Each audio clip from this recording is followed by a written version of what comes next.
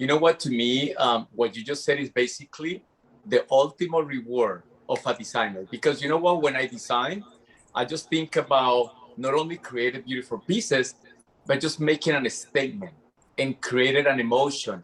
And that emotion can relate to whoever buy the dress. And therefore, we create this, it's almost like a surreal world, but with so much intensity that it become real. So thank you for those beautiful words.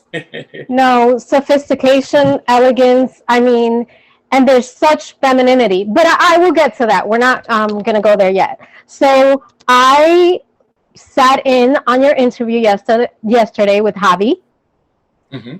and I was completely blown away by you. I did my research, and I read that a couple of years ago, you were named by Forbes one of the fastest growing entrepreneurs Uh-huh. coming out of the small business industry. And more recently, Vogue Mexico named you the new king of New York Fashion Week, which for a Latina, congratulations. Like, you've had so many wins, and I'm so proud because as a Latina, I remember Oscar de la Renta, Carolina Herrera, and I hope that you can continue this amazing trajectory. So congratulations to you. Well, Now, thank you so much, because I think that when you mention when you start and then you see this amazing publication, number one Forbes, and then Vogue magazine said you are the new king of Fashion Week. All I can say is I have to thanks to my culture, to my roots, to my humble beginnings, because I think that when you don't lose the prospect of where you come from, you can reach for the start, but that's the beauty that people can see. And you mentioned, you know what, I was so lucky enough that I learned from the master, Oscar de la Renta. And Oscar de la Renta for me was that guy that when I worked for him, it was power, but kindness. It was luxury, but it was, softness. So I think I'm the luckiest designer in the world.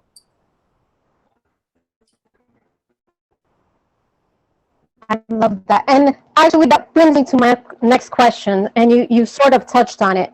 I've noticed that despite all this recognition, and there's more, which I'm not going to bring up yet, you seem to have you seem to have your feet firmly, firmly planted on the ground. So I commend you for that. You remain humble, you remain grateful, and your mother did an amazing job. So my question for you is, when you think back to your upbringing, your career, and the man that you are becoming, how has your mother influenced you? Because this is a woman's platform, and mothers are important. Women are important. And I know you recognize that because I see it in the way you speak. So thank you. You know what? To me, is this. I think that my mom is basically everything that I am as a human being and also as a designer. I think that not only she shaped who I am as a man, but she shaped the values that I want to share with the rest of the world. I gotta tell you that my mom is basically that person that from when I was a kid, she showed me two things: that you can be anything you want in the world, that you can achieve greatness as long as you keep humbleness and sensibility and compassion right there next to you. So to me, my mom is the driver of my life, and that's why I every time that I quote her, it's almost kind of like a reminiscence of who I am. And I gotta tell you, my mom is a seamstress, and that's where I got that idea of empowering women through the cloth. Wow, I love that. I love that. I love that. Thank you, Raul. That was beautiful. And it's funny because I do notice the influence your mother has had on you. You have so many mom stories, and as a mother, I love it. I think it's beautiful. So thank Thank you you. for that. You are into your 20, you look way too young for this, but you are into your 22nd collection designing for women. Your designs, like I said, are elegant, sophisticated, and sometimes I'd even say they're whimsical. I saw that yellow dress. Yes, So excited. I I I, I I mean, love Huh? I love what you said, because those are basically the keywords, you know, whimsical, seductive without being trashy, elegant without being old. And one thing, Yvonne, is like, I will never forget to put that Latin touch in a way that is sublet yet powerful. And that's what makes our brand completely different from the rest of the other. I love it. I mean, it's stunning. In an interview, you mentioned something really interesting, and I love fashion. I would, I am not a designer, but I admire it, because to me, as a creator, I make beauty out of words. You make beauty out of color, fabric. I mean, you bring your vision to life, which I very much appreciate. You said that you refer to yourself as a storyteller, which is interesting, because you mentioned that you express yourself through your designs. What is your best or favorite story from your entire collection? You're a storyteller, so what's your favorite or best story? You know what? The best story is the story that has vulnerability, that has little mistakes, that can relate, that as I can create magnificent pieces, but behind that perfection, there is a human being. There is a human being with fears. There is a human being that feel nervous when I have to show a collection over 1,000 of people and editors and media. And the story doesn't have a specific, you know, way of saying it, but it has the same emotion, an emotion of confidence, but also, you know, the human part that is always part of us. And I think that, you know, in my career, that has been resonate with everyone, because I'm making mistakes every single day of my life. What I want to make sure is that in my life, my best teacher was my last mistake.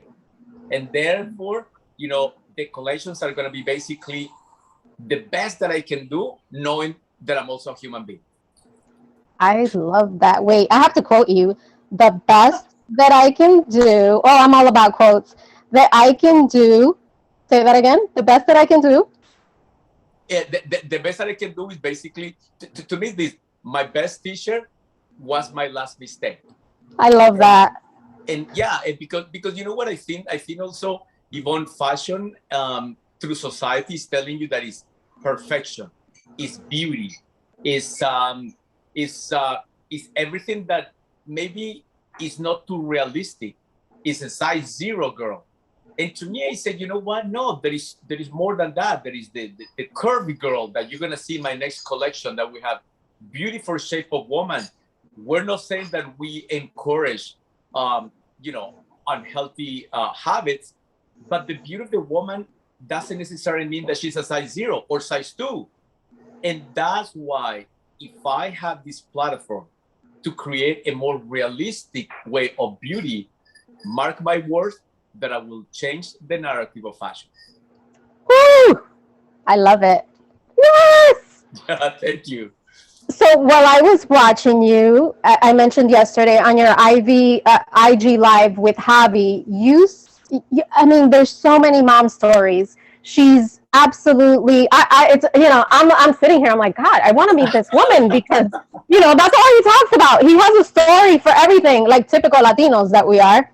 What is the best advice that your mom has given you that has served in your personal and professional life? And I Oh know my God, you that's mentioned amazing. humbleness, gratefulness, but for you, you know, there's always something, like, I remember for me, my mom would always tell me, tu primera, tu segunda, tu tercera. Exactly. Basically, she was telling me, love yourself first. So I want to know, what is yours? My mom, like, as you mentioned, she basically, is the foundation, along with my dad. But my dad was more disciplined. My mom was that energy, and she always said to me this: uh, you always have the choice to answer based on love or answer based on fear. It's up to you, and nobody will make you feel bad without your consent. And this means that if somebody will tell me your skin color is too dark to be in fashion week, if I act based on fear, I will be mad at that person. If I act based on love, I will understand that maybe the person doesn't know, and that I will show them with actions what I'm trying to do. Wow. So she always prepared me in a way that when I was a kid and I used to tell my mom that I will watch the Christian Dior, the Yves Saint Laurent commercials, I would tell my mom, I'm gonna be like them. And my mom said, absolutely. Just remember, you come in a different wrapping paper. Your paper is a little bit darker. You have something for passion.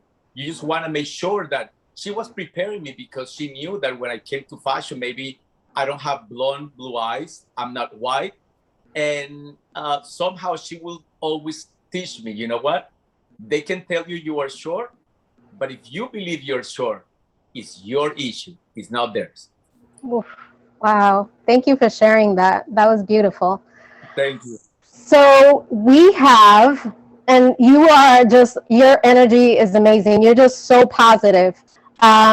We have Hispanic Heritage Month coming up. And the first thing I want to do is congratulate you on your collaboration with Swarovski, because I did hear that you are the third Latino in 100 years, other than Oscar de la Renta and Carolina Herrera, correct? To have this, I mean, that's incredible. Congratulations. It's beautiful. I love it. And then also, I know that your New York Fashion Week presentation is an all Latino production. Yes, you know what? And that's the other thing, that part of my, I don't know, my dream and my desire was, hey. And I'm sorry to cut you off, because that is my question. What would you like your legacy to be? Okay, you know what? Before we continue, I think, can I close a little curtain, because I think that I'm a little shiny, right? Oh, of course. Yes, give me 1 second. Is that okay? Perfect. No problem. Hold on. Let me see if this, because I'm looking at myself and I think I look orange. and I'm not an orange looking kind of guy. Hold on. No, tú eres caramelo, no te apures. Okay, perfect. Let me see if this one. Hold on. It's like I'm looking at myself, my God, I look like an Oreo. I like your dress form back there. Nice background. No, not this one. How about? Now, perfect. Okay, much better, right? Yes.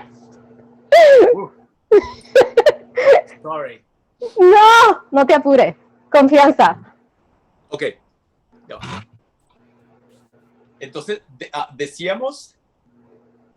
Your legacy, Swarovski, Latino. Yes. So basically, you know, I'm humble also that when I follow the step of those pioneers, such as Carolina Herrera and Oscar de la Renta, you know, at the beginning, Yvonne, I got to tell you that I used to scream out of my lungs. Nobody would listen to me. And I will try to tell everybody, please give me a chance. Give me 1 second of your attention. Nothing happened. The moment I start just concentrated in my dress, in the print, in the little part of the fabric, I let the dresses speak for myself. And that's when I start getting attention when I wasn't even looking for. And then I got Swarovski that says, we need to get a collaboration with this designer. And I became the third Latin brand who has a collaboration of 100 years. I mean, I will be dead in 100 years, but my collaboration will still be part of their legacy. And I think Swarovski is a symbol of refinement. And because that is a symbol of refinement, I want to have that opportunity, not only to show my word that comes from my heart, but I want to show that everything that comes in the RP world has that Latin DNA. And that's why this production is a 100% Latin DNA. I got to tell you that we have huge jewelry companies offering us to do the collaboration with the jewelry. And I decided to go with an amazing lady, beautiful jewelry from Ecuador. Patricia Robalino. Yes. Yeah, Patricia Robalino from Palm Beach. You're going to see her jewelries are exquisite. Then we have Paula and Oscar from Colombia who are doing the lookbook, the production, the fashion film. Then we have our nails even Is Luis Oh, from wow. Colombia.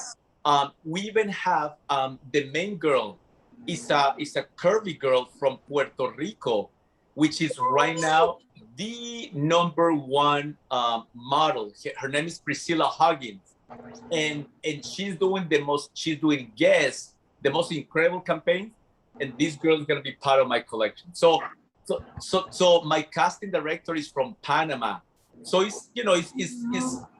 it's a great opportunity to not only show the world that we Latinos are passionate, but we can be at the same level of the big guys in Europe. Yes, I love that. I love that. And I celebrate you. I have two more questions, and one of them is about your designs. There is such an appreciation for femininity. I mean, as a woman, I love to, I don't know, there's something about a dress or an outfit that when you put it on, it just gives you a certain feeling, a certain confidence, softness. There's so many different emotions. I know I dress based on how I feel, and I think a lot of us women do. Where do you find your inspiration?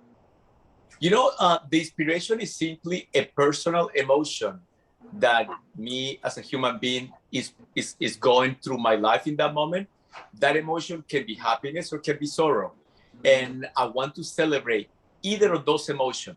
And then when I grab the pen and paper, when I start draping a piece of chiffon, again, that emotion could be happiness or could be sorrow, and somehow those emotions are giving me those tools for me to create a collection.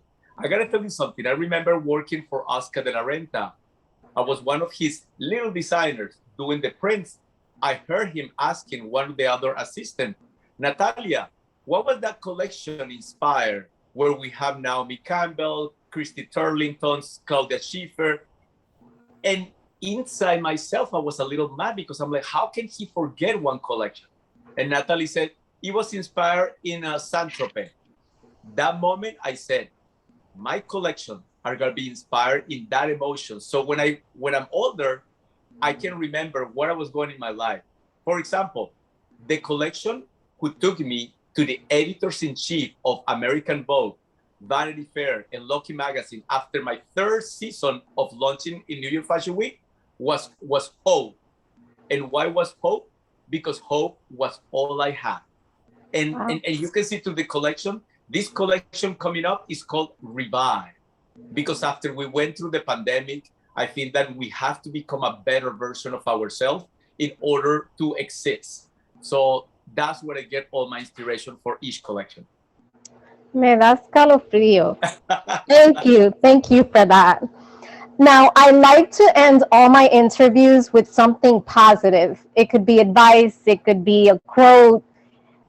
The question is, what advice can you give the younger generation hoping to break into the world of fashion? And I ask you this because my daughter went to high school of fashion industries, and she was accepted to the neuroscience program, which is amazing, but she likes to create her own designs, and she does that when she's having that alone time, and she loves to create. And I love the fact that she can be a student, a scholar, but yet she has that creative part of her, that outlet. Now I know that the world of fashion is very fickle. They like their own people. Yeah, yeah. So I would like to know, for all the young ladies and the young men, breaking in or wanting to break into this world, what piece of advice would you give them based on what you've experienced? You know what? I will tell every person, every young designer, older designer, everybody who want to create their own thing from any stage in their life is the following. My life and my story was a story the same as you're having right now. Today, I'm the testament that with my dedication, humility, resilience, everything is possible. So my advice would be, nothing is impossible and miracles take a little bit longer. Be different, make mistakes, learn from those mistakes, never let anyone to tell you that you can, and the world can be yours. You are amazing. You really are deserving of all the gifts and the recognition you're getting. Congratulations on everything. And I look forward to being at your show. I'm Perfect. I so was going to tell you, I hope you can